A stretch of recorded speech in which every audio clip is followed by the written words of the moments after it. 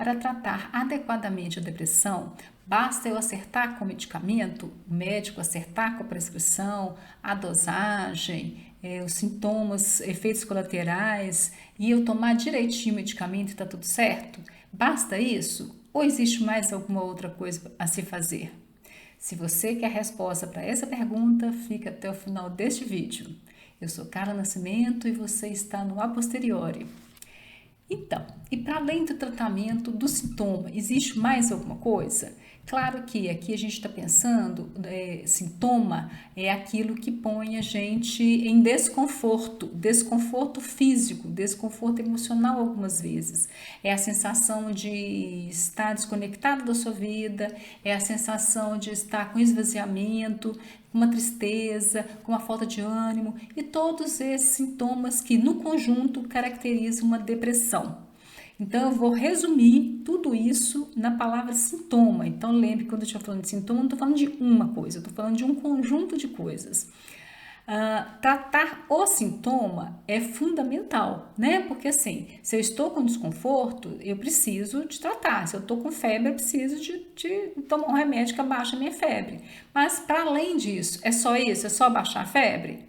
Não sei, depende, né, do caso. Porque se você está com, sendo aqui simplista, né? Se você está com resfriado, ele vai passar daqui a pouco, sim, basta um antitérmico, né, para poder resolver o seu problema naquele momento. Acabou, não tem problema.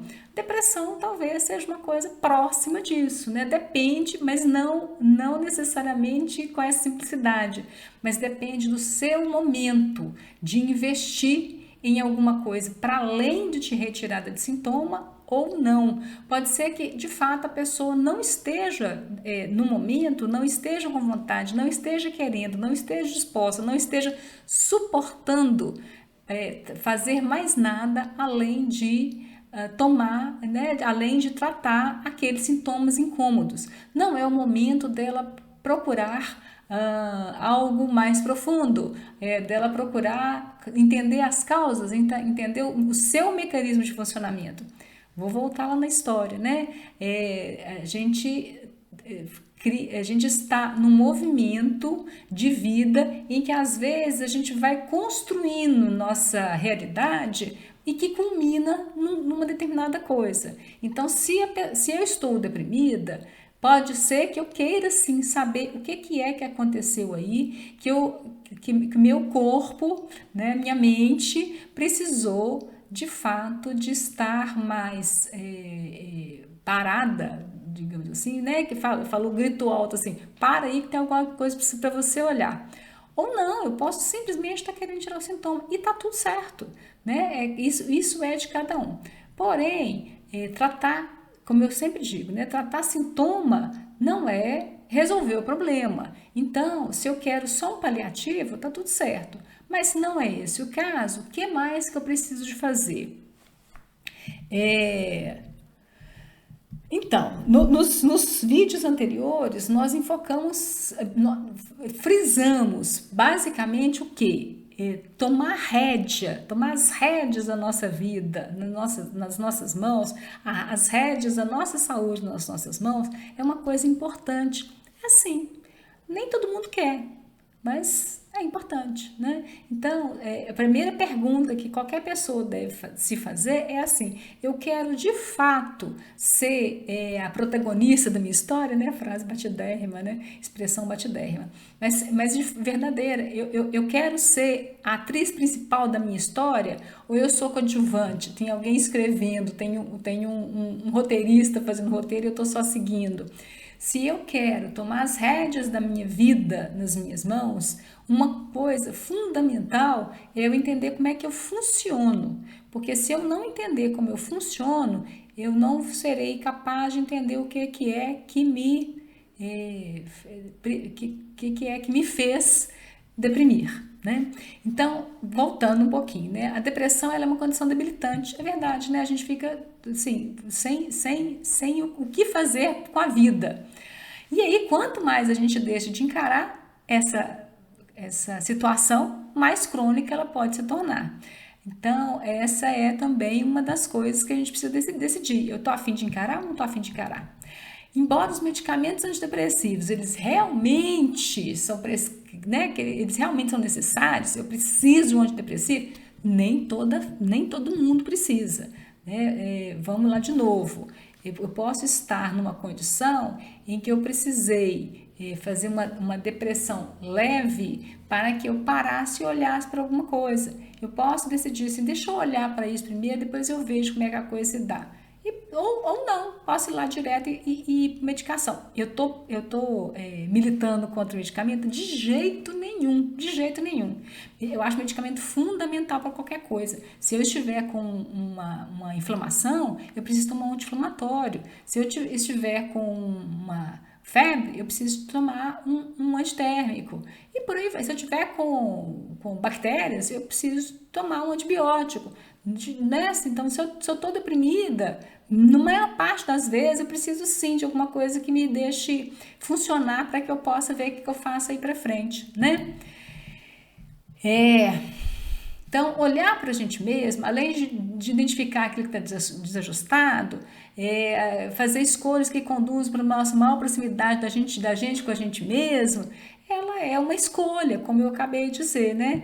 Percorrer novos caminhos é fundamental, né? Então, assim, se eu quero percorrer um novo caminho, é importante que eu tenha alguém para me auxiliar naquilo, porque se ele é novo, eu não sei como é que eu caminho ali, né?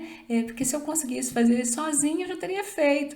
Então, muitas vezes não é uma questão de assim, força de vontade. Ah, vai aí, vai que você consegue, né? Faça bastante força, você consegue sair sozinha e olhar para si por conta própria.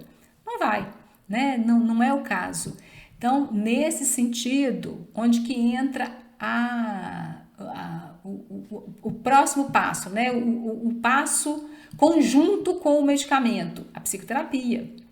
Ela funciona, a psicoterapia desempenha um papel crucial no tratamento da depressão, porque ela proporciona um espaço seguro, estruturado, para a gente explorar os nossos desafios emocionais, nossos padrões de pensamento negativo, as nossas experiências traumáticas, né? Então, eu preciso de terapeuta, de um terapeuta que me auxilie. Porém, o terapeuta, ele precisa ser um bom terapeuta, tem que ser uma pessoa que seja capaz de estar ativamente ao seu lado, mas sem direcionar suas escolhas, porque uma terapia não é um aconselhamento no senso, no sentido popular da coisa, né? Um terapeuta, ele não vai te dizer faça isso ou faça aquilo, ele vai te auxiliar, ele estará ao seu lado. Pense no terapeuta como um copiloto, um bom navegador. Pensa, né? Imagina aqueles safaris, ralis que as pessoas fazem, de Paris-Dakar e por aí vai. O sujeito que está lá na direção, ele precisa de um copiloto, ele precisa de um navegador. Então, pensa no terapeuta como um bom navegador. E aí é o seguinte, né? Quando eu falo de que esse sujeito ele precisa de ser capaz de estar lá junto comigo, ele precisa ser um navegador experiente, eu quero dizer que é alguém que já percorreu um caminho. Não, ele precisou estar deprimido alguma vez na vida? Não necessariamente, mas ele já precisa ter um percurso. Eu gosto de dizer que ele precisa ser mais adulto do que eu, né? Senão ele não vai conseguir me conduzir para a adultez. Por quê? Metaforicamente, na adultez. Pensa numa criança. Uma criança é capaz de dizer o que é ser adulto, né? Com assertividade? Claro que não, né? Ela não percorreu esse caminho. Ela não sabe o que é ser adulto. Para te dizer o que é ser adulto, precisa de um adulto, né? É esse que eu digo quando eu estou pensando em um terapeuta experiente, em um navegador experiente. Então, a dica é: escolha adequadamente o terapeuta. É preciso, e outra coisa, né? Assim, é preciso experimentar, não é o primeiro, tá? Às vezes a gente acerta de cara. É comum? Nem não é, né? Assim, às vezes a gente acerta de cara com o terapeuta, às vezes não. E aí, se não deu certo na primeira, tem que experimentar uma outra pessoa, né? Porque ele precisa, né? Assim, pode ser que você não tenha conhecimento técnico para avaliar se aquele sujeito é um bom terapeuta ou não. Porém, você consegue perceber se aquele profissional está te conduzindo ou se ele está apenas fazendo de conta. E você consegue avaliar. Você percebe, sabe assim, eu estou indo para algum lugar, tá acontecendo alguma coisa, eu estou só amassando barro, como o Flor da Roça diz, né? Então, para isso, para te ajudar a pensar assim na terapia, o que é um bom terapeuta e por aí vai, vou te apresentar algumas abordagens para, né, para te auxiliar a percorrer esse caminho, assim. Cada abordagem dessas, ele tem um propósito específico. Vou definir a abordagem. O que acontece? A psicologia, assim como a medicina, ela tem vários ramos, vários grandes grupos. Tem psicologia hospitalar, psicologia do esporte, psicologia clínica, psicologia social e por aí vai. Dentro da psicologia clínica, existem teorias que direcionam, conduzem, dão suporte para que aquele terapeuta entenda aquele sujeito. O que eu quero dizer com isso? A gente pensa no sujeito, a gente tem uma ideia de ser humano, de como é que aquele ser humano funciona. Então, vou dar exemplos muito distantes um do outro para poder ter um pouquinho mais de clareza. Se eu penso que a única coisa que eu posso ter acesso é o comportamento, o que passa na cabeça do sujeito não me importa, porque eu não tenho acesso àquilo, eu vou avaliar só o comportamento, é assim que eu vou, é essa teoria que vai me conduzir no tratamento daquele sujeito. É a partir disso. Se a minha leitura de ser humano diz que o sujeito ele é uma mescla da cognição e do comportamento, é um outro jeito de entender e de abordar o sujeito. Por quê? Porque eu vou ter uma série de estruturas, uma série de atividades, uma série de coisas para me ajudar a conduzir aquele sujeito. Se eu penso que o que rege a vida de uma pessoa são os mecanismos inconscientes, é um outro jeito de pensar naquele ser humano. Entende o que eu estou dizendo com abordagem? Com propósito específico? E aí, tem certo, tem errado, tem melhor, tem pior? Tem um bando de gente aí que diz que tem sim, que o que vale é X, o que vale é Y. Não concordo, né? Eu entendo que eu não posso fazer do meu paciente, do meu cliente, uma cama de Procusto. O que é a cama de Procusto? É uma lenda, é um mito, né, grego que diz um sujeito que ele tinha uma cama e que ele fazia os seus hóspedes deitarem nessa cama. Ela tinha um tamanho específico. Então, se o hóspede fosse muito pequeno, ele esticava esse hóspede para caber exatamente nessa cama. Se o hóspede fosse muito grande, ele cortava as extremidades para esse hóspede caber numa cama. Então, eu acredito que a psicanálise não pode ser uma cama de Procusto. Ela precisa de olhar para o sujeito e ver a necessidade daquele sujeito específico naquele momento específico. Necessidades mudam, os sujeitos mudam. Então, a cada momento, o sujeito pode estar precisando de X ou de Y. A psicologia, ela precisa me dar nas suas várias teorias sobre a constituição do sujeito, ferramentas para que eu possa olhar para aquela pessoa que está na minha frente e entender qual que é a necessidade dela e não tentar encaixar naquilo que eu me sinto mais confortável em trabalhar. Então, voltando, né? É meu pensamento que, dependendo do momento da pessoa, dependendo do tanto que ela é distanciada dela mesma, do quanto que ela se adapta melhor ou não, com abordagens mais diretivas ou menos diretivas, quanto que ela suporta neste momento olhar para o abismo que acena para ela, né? Porque a gente às vezes olha para a gente mesmo, olha para o abismo, né? Olhar para o abismo é complicado, porque o abismo puxa. Então, tudo isso vai determinar a escolha do meu tipo de abordagem. Então, não é assim, só serve X, só serve Y. Nossa, X é sim uma insanidade, Y é que é cientificamente comprovado. Não é, né? Assim, no meu ponto de vista, né? E eu, de novo, esse é o meu ponto de vista. Dá certo? Tá errado? Não sei, é o meu. Né? E é com isso que eu trabalho, assim, pensando na necessidade do sujeito e não na minha. Mas vamos lá. Então, aqui eu vou te apresentar algumas abordagens, não vou te apresentar todos, porque, né, assim, são inúmeras, inúmeras mesmo, são muitas. Então, vou te apresentar umas principais, assim, já vai te dar uma boa ferramenta para você pensar, tá? Para você escolher.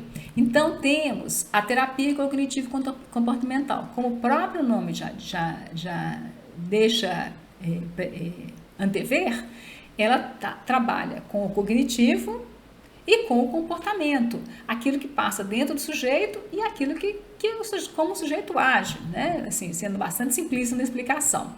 Então, a TCC, né, que é a terapia cognitivo-comportamental, ela se baseia na premissa de que nossos pensamentos influenciam nossos sentimentos e os nossos comportamentos. Então, assim como eu penso, assim eu vou me sentir e assim eu vou comportar. Então, durante as sessões, o terapeuta ele vai ajudar esse sujeito, esse paciente, a identificar padrões de pensamento, padrões de pensamentos automáticos, inclusive, que são negativos e são distorcidos, né? A gente não tem pensamentos automáticos bacaninhos que precisam ser avaliados. Normalmente a gente está com alguma disfunção e são pensamentos automáticos e negativos e distorcidos. Tanto do que? Tanto da própria pessoa, quanto do outro, quanto do mundo. Então, esse sujeito vai estar com alguns pensamentos que precisam ser identificados, analisados, reconfigurados, né? E aí a terapia vai fazer o quê? Vai desafiar essas distorções, vai reconstruir esse pensamento para que ele não, né, vai checar a realidade muitas vezes, tendo uma visão assim mais realista, mais equilibrada, né, da realidade que o cerca, né? A TCC também, ela enfatiza a modificação de comportamentos funcionais. Lembra? É cognitivo e pensamento. É comportamento disfuncional, né? Então, os pacientes, eles são incentivados a testar comportamentos alternativos e a desenvolver estratégias práticas para lidar com desafios específicos. O que acontece? O sujeito, ele não basta ficar pensando numa coisa que ele vai fazer ali na frente adequadamente. Exemplo, ele tá com algumas dificuldades de sair à rua, por exemplo. Basta ficar pensando assim, quando eu sair à rua vai ser assim, vai ser assim, vai ser assado? Não adianta, ele tem que ir lá, tem que experimentar. Então, a TCC vai sim ajudar o sujeito a desenvolver estratégias práticas para lidar com isso, né? Por exemplo, né? Não é apenas isso, é uma série de outras coisas, mas esse é apenas um exemplo. E aí o sujeito assim não apenas vai ter um alívio imediato daquilo que tudo que está vivendo, como também vai estar construindo ferramentas internas para outros desafios daí para frente, né? Essa abordagem ela é mais estruturada, ela tem atividades, ela tem exercícios a ser seguidos, ela tem avaliações sistemáticas de cumprimento de objetivos. E para quem está no momento assim, que precisa de sistematização, ela é uma abordagem bem bacana. Assim. Nem todo mundo que utiliza, né? Normalmente os terapeutas cognitivo-comportamentais, eles são mais apegados, não sei se é a boa palavra não, mas eles são mais afeitos a seguirem uma estrutura. Nem todo mundo que utiliza a terapia cognitivo-comportamental vai fazer isso tão esquemático, né? Mas vai sim perceber o momento do sujeito e aquilo que ele precisa, como eu disse lá no começo, né? Outra abordagem humanista. A humanista, no tratamento da depressão, né, obviamente, ela destaca a depressão, ela, no tratamento como um todo, ela destaca a importância do crescimento pessoal, autoconhecimento, realização do potencial humano. E aí, diferentemente das abordagens mais estruturadas ou mais analíticas, como a psicodinâmica que eu vou falar daqui a pouquinho, ela concentra-se na experiência subjetiva daquele sujeito, buscando sempre promover um desenvolvimento pessoal e uma autorrealização. Outra coisa bem legal, assim, que ela enfatiza empatia, aceitação incondicional, autenticidade. A ideia é criar um ambiente terapêutico seguro. Lembra lá no começo que eu falei que a psicoterapia, ela visa proporcionar um ambiente seguro, onde o paciente possa explorar as suas questões? Isso está presente em todas as terapias. Umas com enfoque mais explícito nisso, outras com enfoque menos explícito nisso, mas todas elas, né, se você não tem um ambiente seguro, como é que você vai lidar com as suas questões? Não tem jeito, né? E aí, uma outra coisa também que a humanista preza é incentivar os seus pacientes a assumir responsabilidade sobre as suas próprias vidas. Lembra daquela história de pegar a nossa vida, as rédeas da nossa vida na nossa mão? Porque isso aí, né? Isso implica reconhecer que cada pessoa tem a capacidade de tomar decisões e moldar seu destino. Né? Olhar para o sujeito e ver que ele tem uma pessoa, um potencial de pessoa capaz e suficiente é muito importante, seja qual abordagem for. Né? Como olhar para uma criança e enxergar que ali tem uma pessoa, informação, obviamente, mas que tem um sujeito ali e que tem um sujeito que bacana. Né? Esse olhar tanto para o paciente como, né, para os outros seres humanos de modo geral e as crianças principalmente, ele é muito importante para que o sujeito possa ocupar o seu lugar no espaço, o seu lugar no mundo, possa se olhar como um sujeito de fato, né? Isso é bem bacana, assim.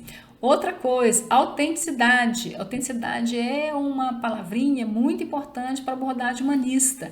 Ela envolve o quê? Capacidade de ser verdadeiro consigo mesmo e com os outros, né? Então, a terapia humanista também, muitas vezes, ela vai incorporar algumas intervenções criativas, digamos assim, como arte, escrita, música, outras formas de expressão. E essas atividades podem, de fato, proporcionar uma maneira alternativa de explorar emoções e experiências. Mas, né, assim, fazendo de novo aquele parênteses que eu já fiz, nem toda abordagem serve para todo mundo naquele momento específico.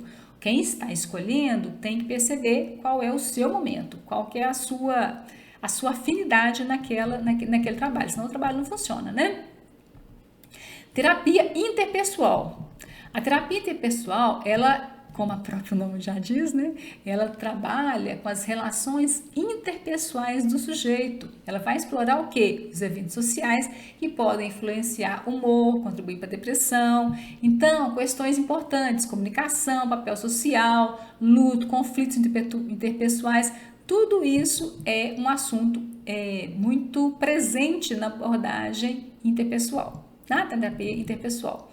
Ela vai focar em melhorar a qualidade das relações, fortalecer os recursos sociais do sujeito. Abordagens psicodinâmicas. Eu vou pegar a psicanálise como um exemplo, né, como o paradigma da abordagem psicodinâmica. Por quê? Quando eu estou falando de abordagem psicodinâmica, tem uma série de abordagens que encaixam aí. Porém, o Freud, lá com a psicanálise, ele foi assim, o criador da psicanálise e depois as outras abordagens vieram aí no encalço, trocando uma coisa, mudando aqui, mudando ali e tal, mas vamos pensar em psicanálise quando eu estiver falando em abordagem psicodinâmica, ok? O que a psicanálise visa? Estou sendo rasa, tá? Aviso que eu estou sendo rasa. Em todas elas eu estou sendo rasa. Estou fazendo assim, um apanhado geral, sendo muito simplista, para poder dar alguma base para poder pensar. Então, o que a psicanálise vai trabalhar? Com os conteúdos inconscientes, porque a psicanálise entende que a gente tem muito pouco acesso a quem nós somos de fato. As coisas estão encobertas para a gente muitas vezes, né? E ela vai focalizar nas experiências acumuladas ao longo da vida. Tem muita gente que diz assim, a psicanálise trabalha com a infância. É uma visão simplista, simplificada, simplória, digamos assim, da psicanálise. Porque não é da infância, né? É o que da infância está presente hoje. Porque, olha, se eu não tive uma boa constituição de autoestima lá na minha infância, não é lá na minha infância que eu vou resolver. Eu vou resolver aqui agora. Por quê? Porque essa baixa autoestima está aqui agora, não está lá atrás. Né? Ela pode ter raiz lá atrás? Tem, mas né? Raiz a gente tem lá desde o útero da mãe. Né? Então, assim, tudo influencia e tudo influenciou para que a gente chegasse até aqui. Mas onde que eu vou cuidar disso? É lá? Não, é aqui. Eu vou trabalhar só com o que estava lá? Não, eu vou trabalhar também com o que está aqui. O que de lá está aqui. né? Então, é aquilo que da infância continua no presente, nos padrões de relacionamento, os conflitos não resolvidos. Então, a psicanálise, ela não vai se voltar só, né? Não vai se voltar estritamente à infância, como o povo diz, né? Assim, você trabalha com a infância, trabalha com tudo que é sexual. Tem uma série de conceitos da psicanálise que as pessoas, principalmente quem fez a graduação em psicologia e passou 2, 3 períodos fazendo alguma coisa da psicanálise, nunca mais na vida olhou, ela talvez não entenda muito bem os conceitos e aí banaliza algumas questões desses conceitos. Nenhuma abordagem, isso não é só para psicanálise não, para qualquer abordagem. Se a gente não entender de onde ela parte, qual é a definição dos conceitos que ela traz, possivelmente, muito provavelmente, a gente vai falar bobagem. Então, o que acontece? A psicanálise vai sim acreditar que os conflitos não resolvidos, eles estão enraizados na infância, mas isso não significa, como eu estou me repetindo, né, que eu estou lá na infância parada lá. Aí vai trabalhar com vários mecanismos de defesa. Mecanismo de defesa é um termo caro para a psicanálise também, porque ela entende que a gente, para se constituir como sujeito, a gente precisou desenvolver, a gente se sentiu ameaçado de várias formas e desenvolveu alguns mecanismos de defesa, como projeção, como racionalização e por aí vai. Não é o caso aqui de entrar nos detalhes de cada mecanismo de defesa. Então, o que é que a psicanálise vai trabalhar? Outra coisa que ela entende, sim, que o espaço privilegiado de trabalho do psicanalista e do seu psicanalizando é a transferência. O que é a transferência? É a atualização lá na relação com o terapeuta daquilo, das relações interpessoais daquele sujeito. Então, ele vai agir lá com o terapeuta mais ou menos como ele age com a mãe, com o pai. Isso não é agir bacaninha, não. É agir infantilmente. Ele vai atualizar na relação com o terapeuta suas questões infantis no sentido de... não é porque é infantil, de novo, né? Não é porque é infantil que está lá na infância. Significa que é não adulta. Então, ele vai atualizar na relação com o terapeuta as suas questões não adultas. E ali é a oportunidade deles trabalharem, né? Para isso, uma regra precisa ser seguida, que é o quê? A regra da associação livre. O sujeito, a regra da associação livre diz assim: fale o que vier à sua cabeça sem censura. Ou seja, esse sujeito não precisa de pensar assim: o que é que eu vou contar hoje? Nossa, minha semana foi assim, foi assado, foi o que... Não, né? Na regra da psicanálise, se ele quiser contar a história dele na semana, ok, mas não é isso, né? Ele pode falar assim: nossa, hoje eu vi uma batatinha. Nossa, eu tenho tanta vontade de comer batatinha, mas aí o pneu do carro furou. E aí ele vai dizendo o que vem na cabeça. Por quê? Porque esse né, o lugar do trabalho do terapeuta. E é trabalho do terapeuta ficar juntando isso tudo para entender o que ele tá, né? Do que ele tá falando quando ele tá falando. Outra coisa, dizem também que a psicanálise trabalha com as questões de desvendando sonhos, não é bem isso, né? É porque na psicanálise entende também que quando a gente sonha, a gente está com as defesas as nossas defesas psíquicas rebaixadas. Logo, os nossos conteúdos inconscientes, ele tem uma maior possibilidade de aparecerem de uma forma distorcida, obviamente. Então, ali é também um material de trabalho. Então, são várias questões que a psicanálise e as abordagens psicodinâmicas trabalham. Qual que é o objetivo? O objetivo é construir insight. O que é insight? É uma compreensão. Compreensão, a palavra pobre, mas é uma compreensão de alguma coisa que estava ali o tempo inteiro, mas não estava ali o tempo inteiro. É aquele momento assim, e qualquer coisa parecida com isso, né? Para que o insight? Porque a partir desses insights eu vou poder elaborar e perlaborar as minhas questões. Perlaborar é um outro conceito caro para a psicanálise. Perlaborar é muito mais do que elaborar. É quase, sabe, comparativamente, metaforicamente comparando, vaca ruminando, assim, né? Você precisa de, você mastiga, você engole, faz uma certa digestão, volta, você mastiga de novo, engole, né? Você sabe que vaca, boi e tal tem 4 estômagos, né? Então, assim, digere muitas vezes. Então, né? Podemos pensar que isso é a perlaboração. A psicanálise também tem uma máxima que é repetir, repetir e elaborar. Então a gente precisa repetir a mesma coisa várias vezes. A gente está repetindo a mesma coisa? Não, a gente está repetindo, mas a partir de um outro ponto de vista, porque sempre que a gente repete, a gente está fazendo um crescimento em espiral, digamos assim. E aí tem umas questões importantes, né? Que a psicanálise, por exemplo, ela é uma construção de longo prazo. Não é assim, eu entro em 8 sessões e vou embora. Né? Eu não tenho alta em 8 sessões. É uma abordagem que realmente demanda muito tempo. E tempo também significa investimento financeiro, né? As abordagens mais breves, tipo a terapia cognitivo comportamental, ela tem objetivos específicos, como, por exemplo, sintoma. Então, eu tenho medo de andar de avião. O que eu vou trabalhar? Eu vou trabalhar o meu medo de andar de avião. Perdi o medo de andar de avião? Estou de alta. Né? Se o medo de andar de avião é por causa de outra coisa, não é aquilo. Né? Então, e por isso também a terapia cognitivo-comportamental ela pode ser mapeada, ela pode ser reproduzida, ela pode ser, por isso é considerada assim mais científica, digamos, né? Ela é baseada em ciência. Por quê? Porque ela é replicável.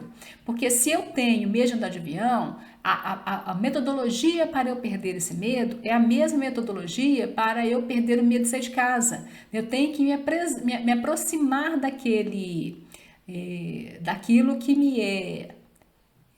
me causa temor, que me causa fobia, até que isso pare de me causar fobia. As terapias psicodinâmicas, incluindo a psicanálise, elas não acreditam nisso, porque elas entendem que se eu tiro um sintoma, ele reaparece em outro lugar. Eu preciso trabalhar a causa desses sintomas. Então, eu vou tirar a causa, e aí esse sintoma reaparece, né? Lá no começo da construção da psicanálise, quando Freud estava iniciando a sua elaboração, ele percebeu isso. Olha, hipnose, né? Ele trabalhou um tempo com hipnose. Que era um método que ele utilizou naquele momento. Eu trabalho com hipnose, a mulher está lá com o braço paralisado, daí a pouco ela deixou de estar com o braço paralisado, mas daí um tempo, ou seja, o sintoma saiu, daí um tempo aparece outra coisa, vai ser a perna, ou então o próprio braço, não importa, né? O sintoma volta com outra roupagem muitas vezes. Então, ele já entendeu lá em 1800 e alguma coisa, que essa não era uma metodologia. Mas isso não tira o mérito, né? Assim, isso não é uma crítica à TCC, pelo contrário. Isso é dizer assim, sim, há momentos que a gente precisa tirar o sintoma. O sujeito que não consegue sair de casa para ir na padaria, ele precisa conseguir sair de casa para ir na padaria, né? Para que ele possa ter uma qualidade de vida um pouco melhor e consiga, inclusive, elaborar depois as questões dele, caso assim ele o queira. Né? Então, como eu disse lá no começo, cada momento do sujeito é um momento diferente. Ele pode escolher uma abordagem por aquele momento. Né? Então, se eu preciso lidar com os meus sintomas depressivos e eu preciso tirar isso na realização de atividades e tarefas, tá ok, mas depois, amanhã é outro dia, né? Como dizem. Então, assim, uma coisa não impede a outra. Ela pode, momentos diferentes demandam escolhas diferentes. Como eu estava dizendo, a psicanálise ela é demorada, né? E ela com isso acaba ficando dispendiosa para o sujeito também. Então, isso também é né, uma questão. Então, para considerar a psicoterapia como parte do tratamento de depressão, é importante mesmo reconhecer a minha individualidade, o meu momento. Já repeti isso umas 3 vezes já, mas é importante, né? A escolha da abordagem terapêutica, ela deve estar adaptada às minhas necessidades, não do meu terapeuta, né? Então, assim, o terapeuta ele tem que saber lançar mão de várias técnicas, né? Para poder lidar com aquele sujeito, e não engessar o sujeito em uma única técnica. Se assim ele desejar, né? Pode ser que ele não queira. É, então, seguinte, né? Finalizando aí, fica aí mais uma possibilidade de você pensar se você quer, pode, está disposta a passar por um processo terapêutico, independentemente de qual processo seja. Pode ser que naquele momento você queira passar por um processo terapêutico para te auxiliar a umas questões que sim, vão ser mais breves, que você vai ter uma melhor qualidade de vida. Pode ser que daí a pouco você queira ir para uma outra coisa, ou não, né? Então, não, nossa, foi maravilhoso, estou com minha vida resolvida, está tudo certo, e está tudo bem. Essa liberdade a gente precisa ter. Isso, né? Voltando, tomar as rédeas da nossa vida e da nossa saúde nas nossas mãos. Importante conciliar as coisas? Muitas vezes é. As pesquisas hoje indicam que se você une terapia com medicamento, você tem uma eficácia maior do que só medicamento, né? Então, é importante pensar nisso, ok? Então, não se esqueça daquele de sempre, né? Se inscreva no canal, ative o sininho, dê joinha, compartilhe, comente muitas atividades. E, nossa, nos vemos no próximo vídeo.